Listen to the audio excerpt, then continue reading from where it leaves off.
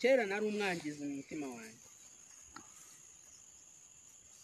ndetse bikabije kubera ko buriya umuntu upfuye nta kindi ashobora gukora uretse kunuka n'indi myanda yose ishobora gusohokamo. Abandi bapfu bagenzi be ntabwo bashobora kumenya ko apfuye, nawe ubwe ntabwo aba ashobora kumenya ko yari asanzwe apfuye. Nta kindi nyine ubushobozi bwe naho ngaho baba bumugarukiriza. Kera natwe twibwiraga ko dukorera Imana ndetse yanadutoranyije kera n'andi magambo yo gushyeshyenga cyane. Nawe nabaye mu madini atandukanye, nabanje kuba umukatolike w'igihe kirekire.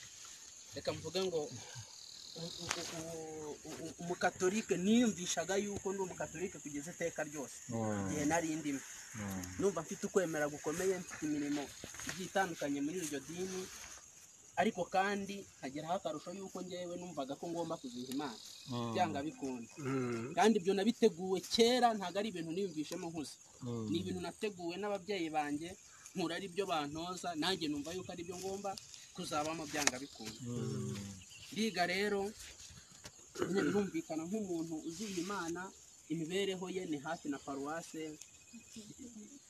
imirimo ye hafi ya buri gihe uri kubyumva. Bigiye no gukunda, noneho niga mu kigo cy'abihaye Imana muri segonderi, noneho ndagenda nsa nkaho mbaye wihaye Imana bya nyabyo, ku buryo nyine bamwe na bamwe n'ubu ngubu iyi video nijya ku mbuga nkoranyambaga bashobora kuzajya batera komantere abandi bavuga ngo dore padiri, kubera ko nyine nuko bari bandi. Hari n'ubu ngo bajya bambwira yuko ngo bishobora kuba bikingaragaramo, ariko ibyo bintu komeje rero. Ndangije muri segonderi koko nakomeje inzira yanjye nk'uko nari nayiteguye kera, numva ngomba kuzajya kwiha Imana. Mpitamo imiryango myinshi yari iri imbere yanjye, mpitamo umuryango umwe ukorera hariya i Kabgayi, mujyamo nkora sesiyo ya mbere ndayitsinda. Ariko hagati aho ngaho buriya tugira umuntu witwa pere spirituel mu kwiha Imana, aba ari umujyanama wawe mu buryo bw'umwuka. Tuhicara tujya inama, arambwira ati dore wagize amanota meza, nari ndangije segonderi mfite amanota meza mu bigaragara inyuma, ariko n'ibyo nabyo bigakomeza guhuza na ya kamere twaronyeye muri Adamu, bikanyumvisha ko ari Imana. Kugira amanota meza, ikintu cyose kibaye cyiza nyine mu byinaho umuntu akabifatanya yuko ari Imana yayampaye mu buryo budasanzwe. Arambwira ati dore inzira waba ugiyemo yo kwiha Imana ni nziza pe, ariko buriya ntabwo ishobokera abantu bose 100%. Nko kunyereka yuko ari urugendo rurimo amabanga menshi, hari nshobora kuba ntazi, uzamenya ari uko maze kugeramo. Arambwira ati rero numara kugeramo bishobora kuzakunanira, cyangwa se natwe ntidushime yuko ukomeza, bikangomba gucikiriza. Uramutse ucikiriza amashuri yawe 6 nta kintu yagufasha mu buzima bwo hanze. None inama ibi ngibi bisubitse, turagumana kontakte nyine tuzajya dukomezanya, uri umuntu wacu birumvikana. Nibyo kwiga ya mbere z'ukwezi kwa 5 muri 2016 twari muri kaminuza hariya muri main odi, sintwara igihe kinini ariko ndacaguranya cyane. Icyo gihe umuntu wari waje kubwiriza muri kaminuza yari afite icyigisho kivuga ngo guhindura igisekuru. Guhindura igisekuru abwiriza ku muntu ngo witwa ngo Karebu mwene Yefune w'umukenazi. Ibyanditswe bigaragaza ko inkomoko ye yakuvaga ubundi muri ntoza mu kwa Esawu, ariko ntabwo bigaragaza mu buryo buri kiriye uburyo yaje kwinjira mu Bayisiraheli hanyuma akaza no kugera mu gihugu cy'isezerano ari abantu babiri, we na Yesu. Hanyuma rero we yashaka kuduheraho urugero rw'uburyo dushobora guturuka hirya iriya tukinjira mu itorero ry'Imana ubwo muri ADPR, ariko tugakora ibiremereye cyane n'abadeperi basanzwemo batigeze bakora. Njye nabyumvisheho ko ari ngewe yabwiraga gusa, nanjye icyo gihe wihane jyenyine imbere baransengera, mbaye mu ADPR ntangira gufatanya abandi, noneho urugamba rwo gushaka Imana turayishaka mwene data yabivuzeho, ntabwo ndibwirirwe mbisubiraho. Umuruho yarushye natwe twarawurushye, ariko twebwe turuha noneho hariho akantu ko gushonyagizwa no kumvishwa yuko ndi gutegurirwa kuba umwigishwa vuba, nkumva ko mfite inshingano ziremereye cyane, mbese kuruha kuruha byinshi ugereranyije n'abandi. Ntibyatinze bitewe no kwirirwa ngenda buri ngiye guhereye kwa mbere kugeza ku cyumweru, buri gihe nabaga mfite gahunda y'amasengesho muri groupe runaka nagombaga kuba ndimo. Mu kwa gatandatu ntago muri hangara ntago nagenda ntukavuze ko abari abahanuzi b'icyo gihe bankorera ibintu bibi cyane, batangira kujya bankubita bakambwira ngo mbitse ibintu by'Imana, ngo mbitse ibintu by'Imana ngo ntari gushaka gusohora. Imana yanyujuje umwuka wayo, Imana ngo yambatije mu ndimi, ngo mu mwuka wera, Imana ngo yampaye kuvuga mu ndimi, ngo kandi ibyo byose ngo ndabijindiranye nta kintu mvuga. Bakankubita ngo ubwo ni Imana iri kunkubita. Bankubise mbere, bankubita ubwa kabiri, bankubise ubwa gatatu. Bwira uwari mami wa famiye, mami hari ukuntu muri groupe nini haba harimo abantu udutsiko nyine tw'abantu, hakabamo umuntu w'umuyobozi. Mami ndamubwira nti noneho bimeze nabi, njyewe ndisaka mu twumva nta kintu na kimwe kibireba, ariko aho ngiye hose barakubita. Ibi bintu nibi arambwira ati tujye kuri stade ndagusengera uvuge mu ndimi byanga bikunda. Turagenda hara kuri stade dufatana ibiganza turi babiri, hari nka saa 2 tugeza nka saa 5 z'ijoro turi gusengana twe nabo twenyine dufatanya ibiganza, turatigita kayatizi nyina tukazunguzanya. Rero ari n'igihe byo ku bantu babaye abanyasengesho barabizimo hano, ari igihe baza n'umuntu urwaye amadayimoni, hanyuma yarembywa n'inkoni agapfa kwivugira ibyo yumvishe wenda mu mutwe, bakavuga ngo ubwo abadayimoni barasohotse baragiye, kandi wenda ari ibindi bimurembeje bitari ibyo ngibyo. Nanjye narebye se twakotoye turava nta kintu na kimwe tuvuze, ariko ntago umuntu nyirizi n'aba yumva ko ariko bimeze. Ubu wumva ufite ubwoba mu mutima ukavuga tereka mfukuvuga buriya kuko wizeye Imana y'uwo muri kumwe, nitankubita cyangwa iceceke ngo ibyo si byo araba ari byo. Barabyumva, niyo filozofi nyine ibihari. Uwo turi kumwe kuko wizeye ko Imana yo ariyo, nitancecekesha ubwo araba ari byo. No ndavuga uze rero bishingiye ku byo n'ubundi numvanaga n'abandi, murabyumva narabaye natangiye mvuga tubiri bugacya nkubita ka gatatu gutyo ni n'ibintu bigenda bihindagurika. Turuka hano wajya Icyangugu wakumva umuntu uvuze mu ndimi neza ukavuga uti ibyo mvuga ni ibi, ukagerageza nawe ivangamo utuntu twiza. Abazabona iyi video bavuze mu ndimi baraza kubyumva, barabyumva neza. Hateye kabiri ubwo ndimi ntizije, atugomba guhanura rero byanga bikunda. Ugomba no guhanura icyo kimwe cyarabaye, ikindi kigomba kuzaho. Twari mu nanone muri ntoza muri auditorium, ariko muri cave yayo yo hasi twarayemo veye hari kuri 11 z'ukwezi kwa 9 muri uwo mwaka nyine. Rero ntaranabatizwa mu mazi menshi, nuko bankubise ntahanura ariko nahanuranye n'ubwo bwinshi, avuga ngo bana banye ndabakunda, bana banye ndabakunda, ngakukubiramo bana banye ndabakunda, bana banye ndabakunda. Bati nibyo groupe y'abahanuzi bahita bankoraho uruziga bati ubu tugukuye Imana, ati ngende Uwiteka ndirahiriye dukuye imvata ku munwa wawe, ugiye gutangira uvuga dore kuko wemeye gukura ibishimwa mu bigaho uhindutse nk'akanwa kanjye, ubu ugiye gutangira umvugire noneho byanyabyo. Avuga nti burya bwose ibyo natinyaga burya uzi koko Imana burya itamporaga ibinyoma, kubera ko niba yankubitaga birimo. Ubwo rero urumva habaho gutinyurwa n'abandi, hanyuma wabikora iminsi nawe ukagirirwa icyizere n'abandi, hanyuma wamara kugirirwa icyizere n'abandi, ariko kandi bigira n'imbaraga. Reka mbibabwire, bigira n'imbaraga igihe ubwira umuntu ikintu ugasigara ufite ubwoba mu mutima ko kitari bube, ariko wamara kukivuga kikaba byo byose, kikaba rwose bya birondogoye. Nengeye gutanga ingero, ariko bifite n'imbaraga zibigenzura. Muri make nicyo nari nshatse kuvuga. Ntabwo byatinze, ku itariki 10 z'ukwezi kwa 12 nyine 2016 banjyanye mu kidendezi hariya ku nyubako y'idini, baranjabika mu mazi icyo gihe, ndetse ndanatoba cyane. Baravuga bati umwuka yamanutse, tuvamo. Tumaze kuvamo ubwo noneho nari mbonye access mu buryo bweruye ku mirimo y'idini. Reka mvuga ngo ku mirimo y'idini. Icyo gihe nigeze kuvuga ijambo ry'umuntu uhagarariye abari barakirijwe muri kaminuza idini ribarimbonye mu mboni. Bakara umuntu wahise avuga ati we rwose mu minsi mike yo tuba pasiteri. Amagambo nari narafashe umutwe nyine naraborotse, ariko iby'isabato ubwo ntabitaye inyuma.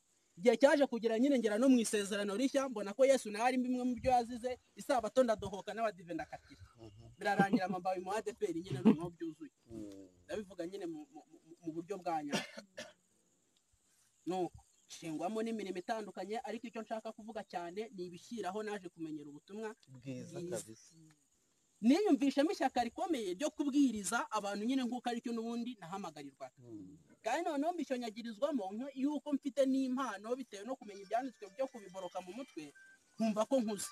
Bari basigaye bantumira mu biterane mu majyaruguru, nagiyeyo hirya iriya za Ruhango, ndumvuga butumwa nyine numva ko mfite n'akajwi kakonjonjotse ukuntu kumvuga gakeya, hari harajemo akantu k'isarara ukuntu, hanyuma nanabivangamo na twa tuntu tutumvikana, urutugu ruhiriye ukuntu bakavuga bati amavuta ari hano, hano honyine atsindagiye. Ibyo ndi kubabwira ni ukubumvisha yuko kuko nta kure haba Imana itakura umunyabyaha, nta kure haba Imana itakura umunyabyaha. Ibyo maze gukizwa nabonye koko ahubwo ariko nakomeje agatsindagira nzika cyane n'umutwaro w'ibyaha unjya ku bitugu urushaho kundemerera, ku buryo mu bigaragarira n'ibyumvikana ntagakwiye kuba narakijijwe. Ariko ndashimira Imana ko ibyo byose n'ubundi yabinkuyeho. Nuko igihe kigeze rero naje kwiyumvamo ishyaka nyine ryo kubwiriza abanyabyaha, ariko nkumva bitewe na kwa guhamagarwa kwanjye ahari kwihariye, nkumva ngiye ngomba kuba n'ubundi nk'uwihariye. Urumva nari nariyise Karebu mwene Yefune, numvaga ko wenda mu ijuru niba ari babiri, najyaga nkunda no kubivuga, nkavuga nti uyu munsi wenda nta juru mfite, ariko amaherezo mfite icyizere cy'uko niba ari babiri bazajyayo, ubwo ndimo. Niba ari umwe nk'uko Karebu yagabanye Heburoni, ubwo ni iyanjye nyine, abandi bihangana. Nakundaga kubivuga mu ruhame gutyo, ariko numva ko nzabishobozwa n'imirimo nzakora.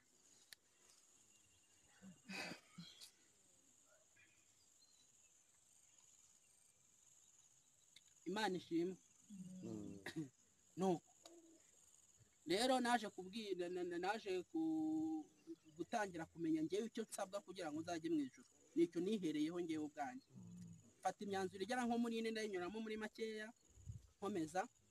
Imyanzuro ine nafashe, uwa mbere nabanje gufata intego yo kubaha Imana, ariko nabanje kumenya yuko nkwiye kubona ibintu nk'uko Imana ibibona mu ijambo ryayo. Iyo ntego ndayiha, ndavuga nti icyo cyo ndagitandukanaho n'abandi. Hanyuma mbona aho Imana yo ibonera ibyaha, nubwo ntari nzi ngo ni muri kavukire, ariko nari nzi yuko iyo umuntu asitaye ku itegeko rimwe aba yishe yose imbere y'Imana. Ibyo byo ndabimenya neza. Menya yuko burya nibyo najyaga njyamo ngo doa tu doa n'ivugabutumwa n'ibyo mu biterane, burya nari ndi kuyobora abanyabyaha kandi Imana imbona neza meze kimwe nabo, ariko seneta mbyiyumvisha mu mutima. Ndavuga nti nakora iki kugira ngo ibyaha binshireho? Icya mbere menya yuko burya ntubaha Imana nk'uko bikwiriye, ariko nibwira ko kuyubaha ari ibigaragarira imbere. Ndavuga ngo sinzongera kuvuga izina ry'Imana mu busa cyangwa naho niboneye. Nkajya abo twabanaga barabizi, iyo nageraga ku ijambo Imana hari igihe nafataga gutya nkapfukama nkavuga Imana, nkongera nkahaguruka, bakagira ngo ni ubusazi, ariko numvaga ko ariko kubaha Imana. Mfitiye ikigereranyo mu banditsi bo hambere, ibyo nabyo nsanga ntago bikunda. Ndavuga icya kabiri ndavuga ntahari kuyubaha byo ni kimwe, ariko nkwiye no kongeraho gushaka Imana, kuko bivuga ngo nkunda abankunda kandi abanshakana umwete bazambona. Ndayishaka cyane cyane. Nakundaga imvura. Iyo imvura yagwaga mu gihe abandi bakubukaga bayanura, ahubwo nashingagamo ikote njya kunyagira, nibwira yuko filozofi naga mfite igihe navugaga ntihari birashoboka yuko mu gice runaka amasengesho ari kuzamuka ari menshi, iryanjye ntiryumvwe direct, ariko ndahamya ko mu mvura bose bagiye kugama, aho abandi bagiye kugama, iryanjye ari ryo riba ryumvikana koko.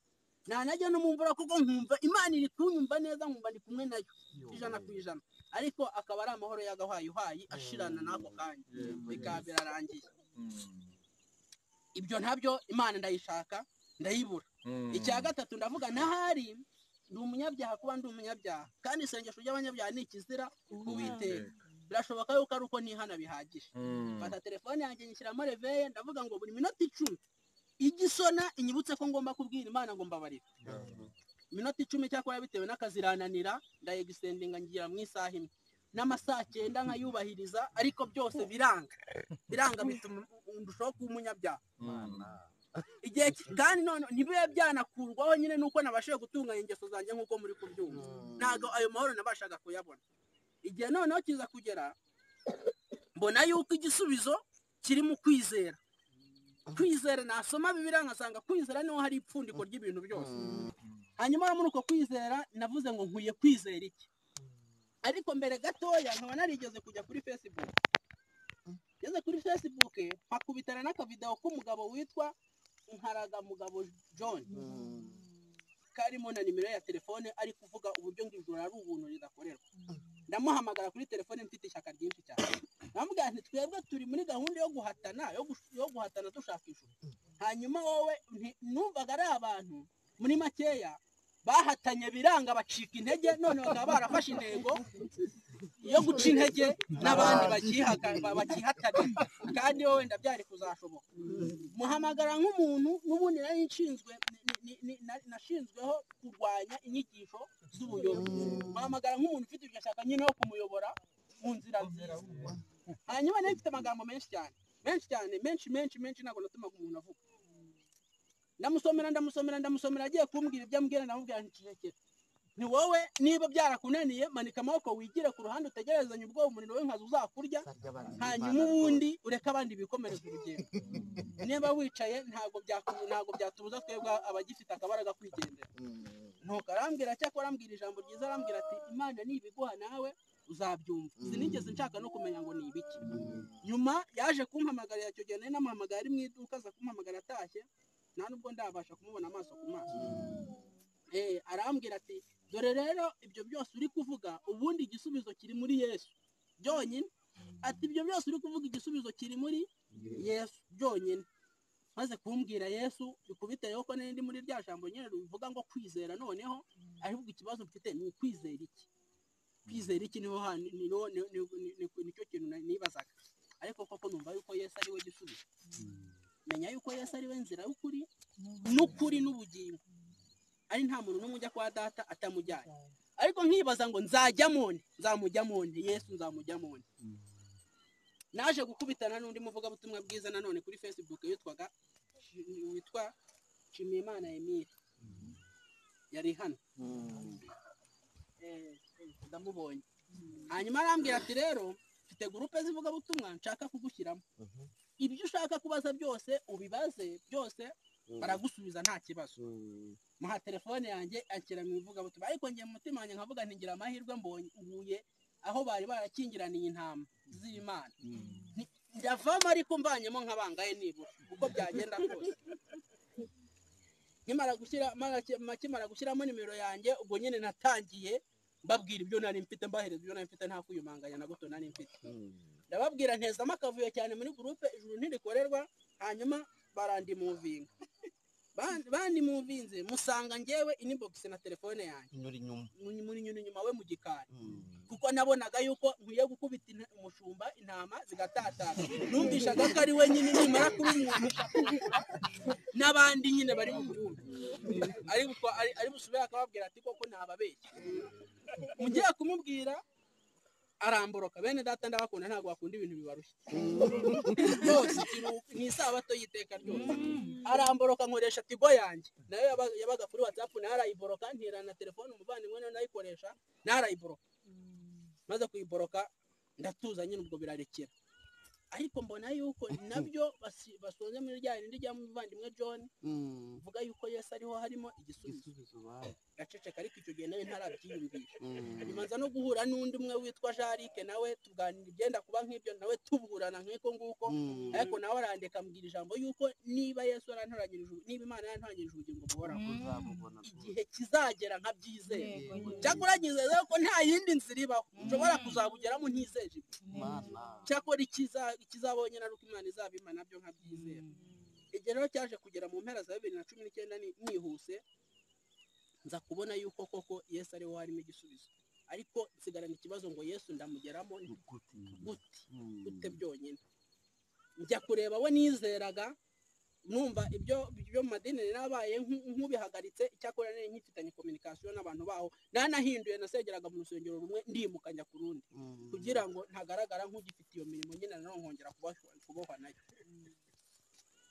za kubaza noneho abara bavuga butumwa bandenze nemeraga harimo n'abayobozi b'abapastor ndabaza nkababwira Yesu ndashaka ko munganirira amagambo ya Yesu ndumva nshaka ko munganirira amagambo ya Yesu yambanye nkuko ibyo byose byanduhisha ni nako n'umundi nabyo byambanye droge reka mvuge nimbyita nka droge muraza kubyumva najyaga nca hano mu nzira gutya nakumva umuntu afite nka telefone ari gucuranga indirimbo nakumva izina Yesu nkikanga n'umuntu turi kumwe nkabyumva akabibona ko nikanze nkahinirwa nandika kuri state yanjye mumbabarira umuntu ufite amagambo ya Yesu nambabarira yambwira ndumva nshaka kumva amagambo ya Yesu na za Facebook nizo ngizo zose bamwe bakagira ishyaka ryo kumbwira nsigaye njya no muri groupe za WhatsApp bino bigroupe tuba twaragiye mu byakavuyo nkandika ni nta muntu ufite amagambo ya Yesu ngampamagara yambwire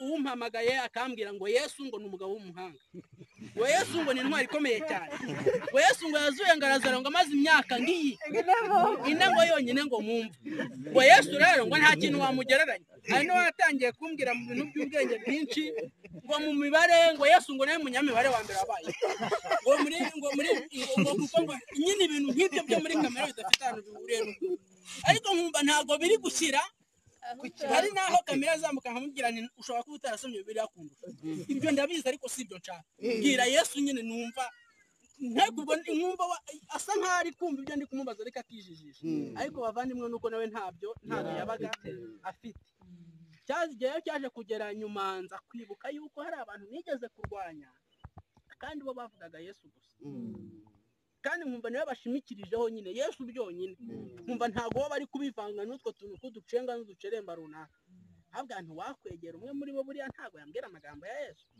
nibwo naje gusubira ku muvandimwe Mire kuri Facebook ntago yaramburotseho ndamwandikira arambwira ati rero ufite akavuyo kenshi ntago nakugarura muri groupe cyakora ndakurangira ahantu hari agatabo karimo ibyo nakakubwiye byose uzagenda ukarebe numara kugasoma ibyo nakakubwiye birimo icyo uzageramo ikibazo ahubwo uzampamagara umbaza ikibazo wagize kuri ako gatabo ariko ibindi byo nuko ndabyemera icyo gihe Dide yari ari Kigali n'umuvandimwe tubana ndabahuza nuko nzanira agatabo ntarebye ririya zina ni izina riremereye cyane ijuru ntirikorerwa numva nyine sinahise numva ngize na peti yo kugasoma bakangezaho ibyo icyo gihe hari mu kwa kabiri 2020 bitankabika mu yindi mizingo y'ibitabo nari mfite ndakarasa ndarekera ndavuga nti nawe ntacyo mfashije ntaba no kureba na table of content nta kintu nigeze ndebamo ahubwo nyamara inyuma gatoya badushyira muri guma mu rugo murabizi abikorera bo noneho twebweho byari bifunze burundu nta kintu twabonaga dukora ndavuga nti ariko noneho mu gihe ndi kureba ibitabo nagakwiye kuba nsoma mbona ka gatabo ndavuga nti ariko wareba amanjwe arimo hano mbaga ari nk'ibintu by'amanjwe ngiye kureba nararushye nyine ndushye ndemerewe cyane numva nabuze ikintu gishobora kunkiza nsomye agatabo gatangira kavuga ngo uburyo umuntu ari umunyabyaha chapitre ya mbere nyirangiza numva uyu muntu twemeranye ndavuga ni umuntu wagira ngo yanyeretse hari ukuntu nyine yakanditse we n'umwuka w'Imana hari ukuntu urangiza chapitre imwe ikagukumbuza indi nk'ubwo agasoza kavuga ngo nuko nese ngo twese nubwo niba turi abanyabyaha chapitre ya mbere ubwo ngo amategeko ngo yaje kumara iki bigasanga no muri nicyo kibazo umuntu yibaza ngo ibyo ngo nibyo tugiye kureba mu gice cya kabiri nabyo ndabisoma ndabyumva byo ngenda mbyumva kugeza igihe kuri chapitre ya 3 cyangwa ya 4 ahavuga nyine numvaga ko uko gukiranuka yarabivuze numva ko kurahari ariko nkumva nukuboneshwa amaso naho abantu byanze gucangukira kuri ngewe nkumva ko gukiranuka Yesu akwambika umuntu agahita aba nkuko Yesu yarari nyine 100% ku buryo n'umubonye agahita avuga ngo dore Yesu aratambuka ku buryo ashobora kubona ikiyaga ntirirwa atega agenda n'amaguru nyine nkuko Yesu yagendaga kuko afite uko gukiranuka nk'ukwande nk'ukwa Yesu ariko ibyo nyine byananaga gucanguka nkibwira kuko gukiranuka umuntu ngikinyereka ko ntagufite ari uko ntikibonaho ibyaha naho ubundi numvaga nagakwiye kuba nakwizeye kera cyane, ariko kugeza igihe nakiriye ubutumwa bwiza neza nyirizina ku kigereranyo cya mwene data w'ikorinto mu gice abakorinto ba mbere ibice 5 wakoze ngo icyango ngo kitabonekaga no mu bapagani cyo kuryamana na mukase. Nasomye urubanza Pawulo yamuciriye hari ku itariki 24 z'ukwezi kwa 4 bitamanika amaboko. Ndasohoka nari mu nzu njyenyine nzenguruka inzu negamira igikuta, Dede arambaza ngo bigenze bite, ndamwihorera, numva nyine sinzi ukuntu mbaye, numva nyine ndahindutse nyine. Uhereye ubwo abo turi kumwe barabizi, mbabwira ko amakuru yanjye ari meza kugeza iteka ryose. Nakiriye amahoro adashobora kugabanyukaho n'akantu na kanzuna. Ubu ngubu namenye yuko ibyo Yesu yakoze atari we wabyikoreraga, ndetse n'ivuko yavutse nk'umumana ntago ari we waryivukiye ngo akiranuka ajye mu ijuru, ahubwo namenye ko yarivukiye kugira ngo arisimbuze ivuko ribi navutse mbere byatumye mvuka n'umunyabyaha. Namenye neza yuko gukiranuka ko kwijana yamaze imyaka 33 akorera atari kugira ngo yemerwe n'Imana, ahubwo yari asanzwe ari Imana, ahubwo kwari kugira ngo namara kunyambura ubwo bushwambagara bwa 0% yanjye abinyambike ngaragare imbere mu maso y'Imana ntunganye nk'uko nayo itunganye. Nuko rero ubu ndi umuziranenge, nende gutekereza wenda turi guhamiriza ahangaha ku mazi by'amahirwe make yanjye na bene data turi buhamanye, nuko nta bapagani benshi bahari, ariko numvaga mfite isengesho mu mutima ko Imana yadushoboza ikaduha gushira amanga na bene data bagahamiriza.